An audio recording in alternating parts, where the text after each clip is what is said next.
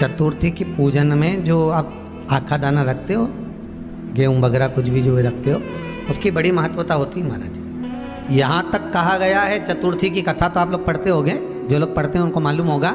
चतुर्थी की कथा में लिखा है,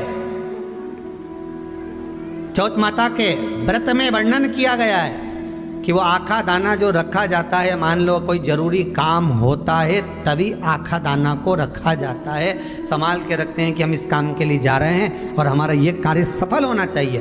तो जिसने चतुर्थी का व्रत करा है, जिसने चंद्रदेव का पूजन करा, चतुर्थी का व्रत करा, वो गणेश जी से विनती करके वहाँ से 2-4 आखा दाना उठा ले, और जो व्यक्ति का काम अटक रहा है अपने ही घर का, पर दूसरे कुल को नहीं देना, अपने ही कुल के अंतर्गत जो काम अटक रहा है उसकी जेब में, उसके पल्लू में उस चीज़ को रख दिया जाए।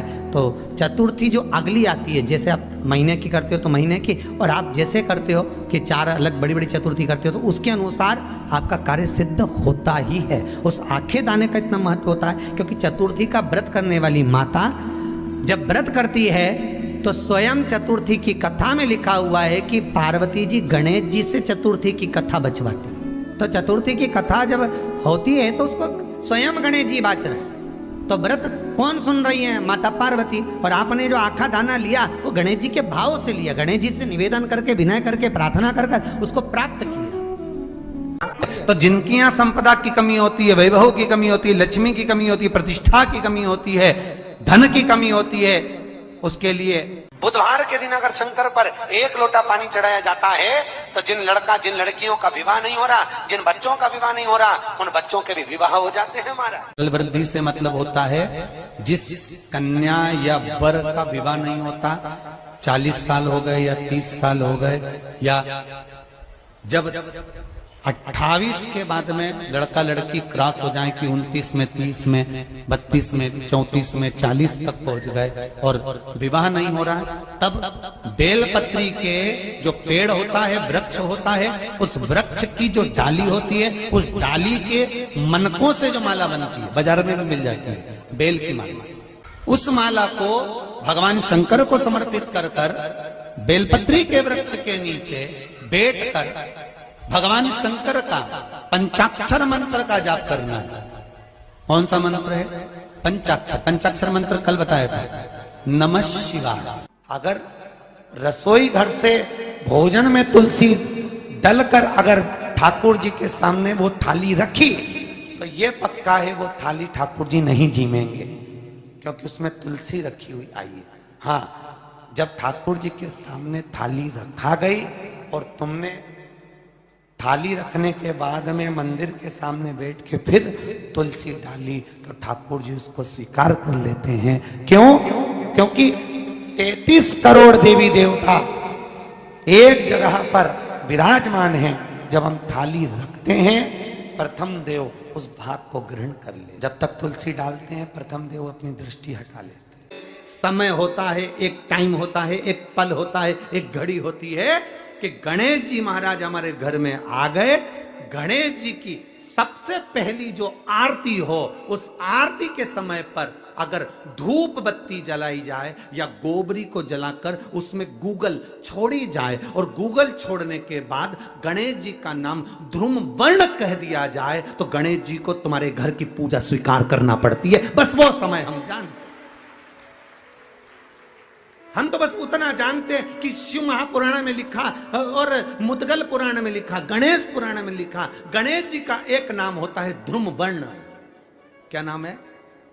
ध्रुम वर्ण गणेश जी का एक नाम होता है। जब हम धूप जलाकर और धूप लगाने के बाद में गणेश जी की सबसे पहली आरती करने के पहले अगर हम सबसे पहली आरती गणेश जी की कर रहे हो, अपने घर में स्थापना कर रहे हो, बिठा रहे हो, और तुम चाहते हो कि गणेश जी मेरे घर में आके मेरी पूजा को स्वीकार करें और जो मांगू मेरा गणेश मुझे दे 10 दिन के अंदर, तो पहला नाम लेकर पुकार लेना ध्रुम वर्ण विनायक, बैठो, बस काम हो गया। वो फिर ही होकर आता। सुंदर जोड़ी थी शंकर और पार्वती की, सही है कि गलत है? कभी नहीं झगड़ते थे। इसलिए पृथ्वी पर ना तो लक्ष्मी जी के व्रत हैं, ना ब्रह्माणी के व्रत हैं, ना इंद्राणी के व्रत हैं। अगर पूरी पृथ्वी पर सबसे ज्यादा व्रत किसके हैं? माता पार्वती। तीज का व्रत किसका? पार्वती का। चतुर्थी का व्रत किसका? पार्वती का। चौथ का व्रत किसका? पार्वती का। छठ का व्रत किसका? पार्वती का। जितने व्रत है सब माता पार्वती। गणेश जी मैया को प्रसन्न करने के लिए अष्ट रूप में धारण करते हैं। 8 रूप भगवान गणेश जी ने धारण किए। एक मयूरेश्वर गणेश, दूसरा सिद्धि विनायक, तीसरा बल्लालेश्वर, फिर वरद विनायक, फिर चिंतामणि, फिर गिरजात्मज, फिर भगवान गणेश विघ्नेश्वर अष्ट विनायक, फिर महागणपति। ऐसे गणेश जी के अष्ट नाम हुए। उस समय तिजोरी के अंदर जो गणेश की प्रतिमा रखी जाती है किस नाम से रखी जाती है? तो तिजोरी में हम जो गणेश की प्रतिमा रखते हैं वो वरद विनायक के नाम से रखते हैं। कौन सा गणेश? वरद। वरद विनायक के नाम से तिजोरी में गणेश रखते हैं। और वरद विनायक के नाम से गणेश जी तिजोरी में रखाते हैं। आपको कथा में कहा था घर में सीधी सूंड का गणेश और व्यापार व्यवसाय ऑफिस में उल्टी सूंड का गणेश होना चाहिए। वरद विनायक को तिजोरी में। जब मकान का गृह प्रवेश होता है तो गणेश जी की पूजन जो दरवाजे पर करी जाती है उसे सिद्धि विनायक गणेश कहते हैं। कौन सा गणेश? सिद्धि विनायक। जब हम घर में शुभ कार्य हो, बंदर बाल लगाएं, कोई दरवाजे पर शुभ लाभ लगाएं या स्वस्तिक बनाएं या माताएं दरवाजे पर रंगोली डाले तो उसी समय पर सिद्धि विनायक के नाम से रंगोली डालना चाहिए। तो घर में लक्ष्मी बढ़ती है, सिद्धता बढ़ती है। याद रखिए, कभी भी गणेश जी को, मिट्टी के गणेश जी लाते हो भादो महीने में, तो विसर्जन करो तो विसर्जन के समय पर 2 बिंदी, एक कंकु की एक हल्दी की, दीवार पर जरूर लगा देना चाहिए। क्यों? क्योंकि गणेश जी हमारे यहाँ आते हैं तो रिद्धि सिद्धि के साथ आते हैं, पर जब गणेश जी जाते हैं अगर हम बिंदी नहीं लगाते हैं तो गणेश जी अपनी रिद्धि सिद्धि को साथ में लेकर चले जाते हैं। पति के साथ पत्नी वापिस चली जाती है। जब हम बिंदी लगाते हैं तो उसका मतलब होता है कि हमारे घर की बहू हमारे घर में रहे, बेटा भले भ्रमण के लिए जाए। तो गणेश जी जाते हैं, रिद्धि सिद्धि घर में रह जाती है। इसलिए रिद्धि सिद्धि को घर में रखने के लिए 2 बिंदी लगाना चाहिए, एक कुंकू की एक हल्दी। रिद्धि सिद्धि। गणेश जी की प्रियता है दुर्वा। क्या प्रियता है? दुर्वा। कितनी दुर्वा गणेश जी को समर्पित करी जाती है? मात्र 5। कितनी? आज के जमाने में लोग गट्ठा बनाकर चढ़ा दें, वो अपनी जगह पर 5 दुर्वा पंचम इंद्रियों को वश में करने के लिए और भगवान के 5 जो स्वरूप हैं उनको अपने भीतर उतारने के लिए 5 दुर्वा। और दुर्वा में भी 3 गांठ। जब दुर्वा समर्पित करी जाती है तो उसमें नीचे दुर्वा की डंडी पर गांठ रहती है, 3 छोटी छोटी गांठें होना चाहिए। चतुर्थी का जो व्रत करने वाली होती हैं, जो चतुर्थी का पूजन करने वाली होती हैं, उनके भीतर का एक भाव होता है कि जैसे ही शाम का समय आए चंद्रदेव का पूजन करें। चंद्र जब प्रकट हो जाए, कलश भर लिया, उसके नीचे आखा दाना रख दिया, चावल गेहूं जो भी आप रखते हो पूजन के लिए, ऊपर पात्र आदि रख दिया, जलाशय, फिर अपन ने घी का दिया लगाकर पूजन भी कर ली। तो जो चतुर्थी का पूजन करने वाली होती है, जो चतुर्थी का नियम व्रत धारण करने वाली होती हैं, बड़ी बड़ी चतुर्थियां करती हैं या उसका नियम धारण करती हैं, तो चतुर्थी का जो पूजन करती है वो किस चीज के लिए होता है? केवल संतान, पुत्र, परिवार, हमारा कुटुंब, हम जिस कुल में हैं, हमारा कुल वैभव की ओर बढ़े, संपदा की ओर बढ़े और उसकी आयु बढ़े, उसकी आयु बढ़े, वैभव बढ़े। बहुत ध्यान दीजिएगा महाराज। चतुर्थी की पूजन में जो आप आखा दाना रखते हो, गेहूं वगैरह कुछ भी जो रखते हो, उसकी बड़ी महत्वता होती है महाराज। यहां तक कहा गया है, चतुर्थी की कथा तो आप लोग पढ़ते होंगे, जो लोग पढ़ते हैं उनको मालूम होगा। चतुर्थी की कथा में लिखा है,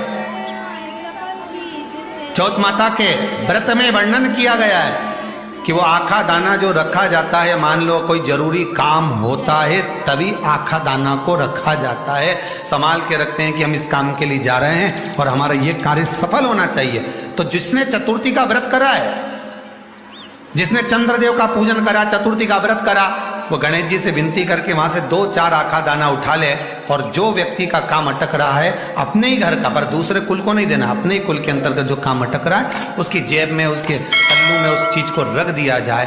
तो चतुर्थी जो अगली आती है, जैसे आप महीने की करते हो तो महीने की, और आप जैसे करते हो कि 4 अलग बड़ी बड़ी चतुर्थी करते हो तो उसके अनुसार आपका कार्य सिद्ध होता ही है। उस आखे दाने का इतना महत्व होता है क्योंकि चतुर्थी का व्रत करने वाली माता जब व्रत करती है तो स्वयं चतुर्थी की कथा में लिखा हुआ है कि पार्वती जी गणेश जी से चतुर्थी की कथा बचवाती।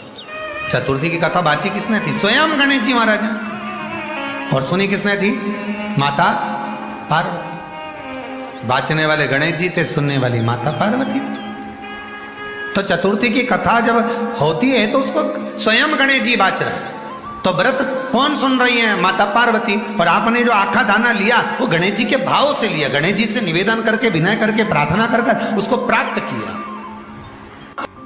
जितने आस्था चैनल पर कथा सुन रहे हो, जितने फेसबुक और यूट्यूब पर सुन रहे हो, और जितने इस छत्तीसगढ़ की पावन धरा पर बैठकर सुन रहे हो, बहुत सावधानी से सुनना। एक छोटा सा कपूर का टुकड़ा जब आरती में जलाया जाता है तो ये कपूर क्यों जलाते हैं? इस कपूर का महत्व क्या है? इस कपूर का कारण क्या है? ये कपूर है कौन जिसको हम आरती में जलाते हैं? क्या जरूरत इस कपूर को आरती में जलाने की? क्या जरूरत इसको यज्ञशाला में जलाने की? क्या जरूरत है इस कपूर को पूजन में जलाने की? स्वयं गुरु बाबा कहते हैं यदि कोई आरती में, पूजन में, घर में एक कपूर का टुकड़ा आरती के बाद में जब समर्पित करेगा तो उसको अश्वमेध यज्ञ का पुण्य प्राप्त हो जाएगा। अश्वमेध यज्ञ के पुण्य को पाने के लिए कपूर का टुकड़ा आज भी आरती में जलाया जाए। एक कपूर का टुकड़ा सुख का, इसीलिए हमारे यहाँ शास्त्र कहता है महाराज, जब आपको घर में अगर ऐसा लगने लगे कि 15 दिन से बहुत बेचैनी है, बहुत दुख तकलीफ लग रही है, कोई ना कोई बीमार पड़ रहा है, कुछ ना कुछ तकलीफें लग रही है, तो एक पीपल का पत्ता ले लो, उसके ऊपर एक कपूर का टुकड़ा ले लो, सारे घर में घुमाकर उसको दरवाजे के बीच मध्य में जलाकर रख दीजिए। थोड़ी सी जला 20 से 25 मिनट के अंदर मकान में एनर्जी वापिस आ जाएगी, उस भवन में एनर्जी वापिस प्राप्त हो जाएगी। 20 से 25 मिनट के अंदर एनर्जी वापस। लग रहा है कि यहाँ नेगेटिव है तो उसको पॉजिटिव बनाया जा सकता है। रात को 12 बजे शंकर जी के मंदिर में शिवलिंग पर चढ़ी हुई बेलपत्री को उठाकर शंकर मंदिर का शिखर देखकर चबा चबा कर खा लीजिए। आपके पांव के घुटने बदलने की जरूरत नहीं पड़ेगी, ऑपरेशन की जरूरत नहीं पड़ेगी।